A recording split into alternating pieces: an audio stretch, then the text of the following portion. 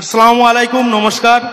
আজকে এই সবার সভাপতি ক্যানিং পূর্বের রূপকার মাননীয় শওকত মোল্লা মহাশয়, তানাকে জানাই আন্তরিক প্রীতি ও শুভেচ্ছা। এবং আমার সাথে যে সমস্ত অগণিত কংগ্রেস কর্মী নেতাকর্মীরা এসছে তাদেরকে আমার বুক ভরা ভালোবাসা এটা বলতে চাই, কারণ তারা আজও আমাকে ভোলেনি।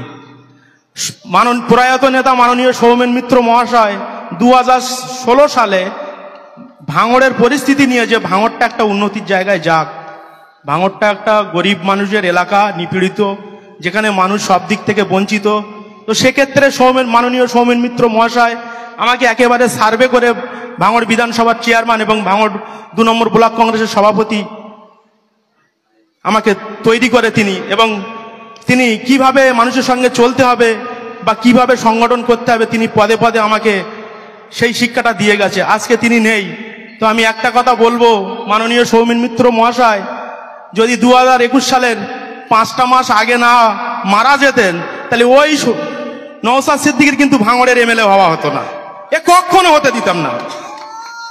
এ তো শুধু টেলার পিকচার আবি বাঁকিয়ে 3 মাসের ভিতরে আইএসএফ এর যে সংগঠনগুলো আছে, বিশেষ করে শানপুকুর অঞ্চল, চালতেবেড়িয়া অঞ্চল, ভোগালী 2, ভগবানপুর, এইসব সংগঠন, তাদের সঙ্গে আমার কম বেশি কথা হয়েছে। আরও তারা যোগদান করবে, যারা আইএসএফ এর নেতাদেরকে যোগদান করাবো না। যারা কর্মী, আইএসএফ এর যারা কর্মী তারা তো আমার কর্মী। নওশাদ সিদ্দিকীর এখানে ঝোলাঝুলি কিছুই ছিল না, এটা আমার তৈরি করা মাটি ভাঙড়। এই সংগঠন কিন্তু আমি করেছিলাম এবং আমার নেতৃত্বে, রশিদ গাজীর নেতৃত্বে, তুষার ঘোষের নেতৃত্বে নওশাদ সিদ্দিকী কিন্তু এমএলএ। আজকে থেকে নওশাদ সিদ্দিকীর ঘুম বন্ধ হয়ে যাবে রাতে।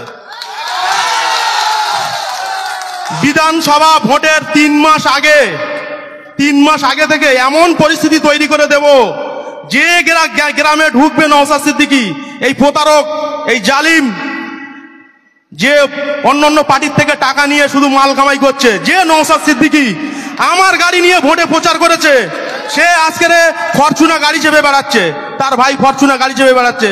তো কোথায় থেকে এরা টাকা ইনকাম করেছে না করেছে সব জানি। 2026 সালে আমি প্রতিজ্ঞাবদ্ধ হয়েছি যে ক্যানিং পূর্বের রূপকার, সাতগাছিয়া বিধানসভার পর্যবেক্ষক, আমাদের ভাঙড়ের অবজারভার, আমাদের অভিভাবক মাননীয় শওকত মোল্লা মহাশয়কে আমরা তানার সম্মান রক্ষা করবো, এবং ভাঙড়ে যদি তিনি একটা কলা গাছও দাঁড় করিয়ে দেয়, তাকে আমরা বিধানসভায় পাঠাবো। তো আমি শুধু বলতে চাই, এ কেমন পীরজাদা, টুপিদারি পীরজাদা, যে এসে বলছে যে জাহান্নামের কুকুর। আরে মুশকিল, ও কি জাহান্নামে গিয়ে দেখে এসেছিল নাকি? নওশাদ সিদ্দিকীকে, আব্বাস সিদ্দিকী কি জাহান্নামে গিয়ে দেখে এসেছিল? যে এদের মতো ভণ্ড, এদের মতন চিটিংবাজ, এদের মতন ফোরাট আর কেউ নেই। এদের প্রকৃত মুখ যেদিন মানুষের সামনে, মুখ আর মুখোশ খুলে যাবে, ভাঙড়ের মানুষ, মা বোনেরা, ভাই বোনেরা, তারা ঝেঁটা নিয়ে ওদের মুখে মারবে। হ্যাঁ, টাকা ছাড়া ওরা কিছু চেনে না। তো আমরা যে সমস্ত কর্মীরা এই যে সিদ্ধান্তটা নিয়েছি, বিগত 4 মাস ধরে আমরা একটা গোপন বৈঠক করেছি এবং বারে বারে এমএলএ সাহেবের সঙ্গে আমরা যোগাযোগ করেছি এবং মিটিং চালিয়েছি। আমি কিন্তু একা আসিনি। নওশাদ সিদ্দিকীকে জেতানোর জন্য যে ছেলেদেরকে আমি বুথে বসিয়েছিলাম, ঠিক তাদেরকে নিয়ে আমি কিন্তু যোগদান করেছি।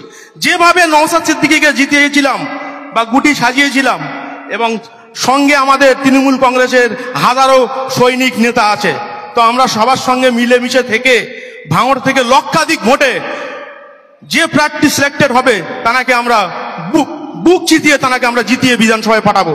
এই বলে আমি আমার সংক্ষিপ্ত বক্তব্য শেষ করছি।